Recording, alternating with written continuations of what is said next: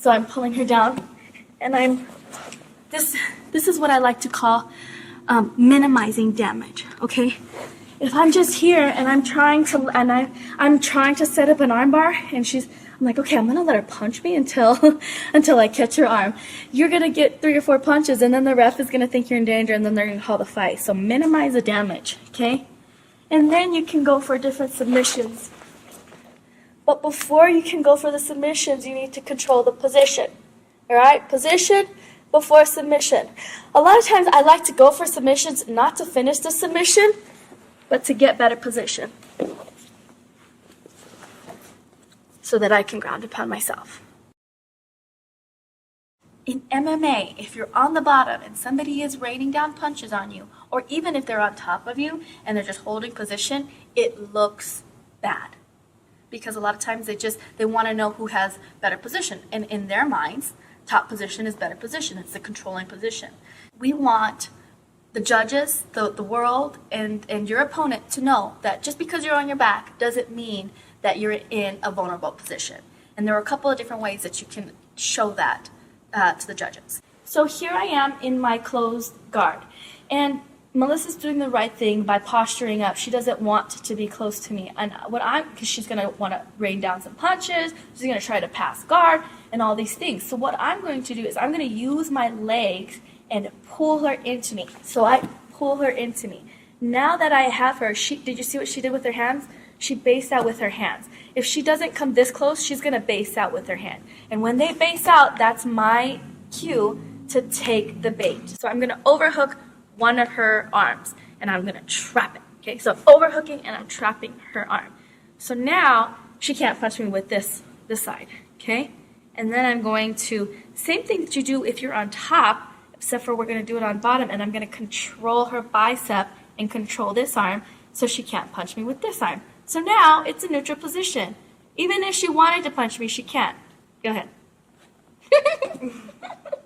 Okay, so now it's a neutral position, but I don't want a neutral position. I want a dominant position. So I want to get to one hip. So what I'm going to do is I'm going to open up my guard, okay, and I'm going to swivel to one hip. I'm going to swivel to my left hip because I have control of her right arm, okay? So I'm going to take my butt and shrimp out that way, and then my right knee is going to control her, is your right or your left? Her left shoulder. Okay, so I'm still holding on to this overhook, and I'm holding on to her bicep, so I'm controlling the position, okay? And then I'm going to hip out.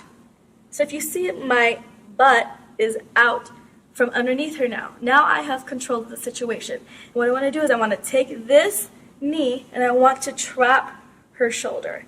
Here I have a lot of different options, but it's hard for her to move, and now she's in a compromised position. So from here, you can kick this leg over, and you can go for an omoplata.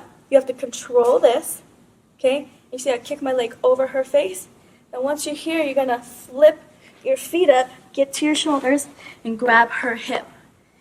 Controlling the shoulder, because if I don't, she's just gonna pull her arm out, like a noodle, yeah, okay? So you don't want her to pull her arm out, so you can control this elbow right here. So you're holding it in, and her hand is going into your pocket. Okay, that's your little pocket.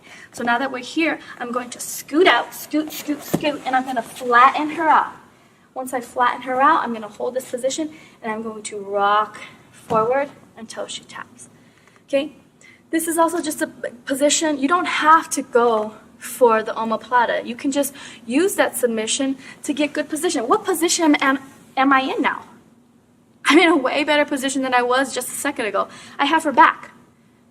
When you have their back, you can do so many different things. I can just pin her down, I can get my hooks in, I can go for punches, I can stand up if I want, but I have options. So I pulled her down, up, securing this overhook. I got her bicep. I'm gonna hip out. Here, I'm pinching her shoulder. You can also, from here, hold this position. I'm going to let go of this far arm because I'm going to do a technical get-up, okay?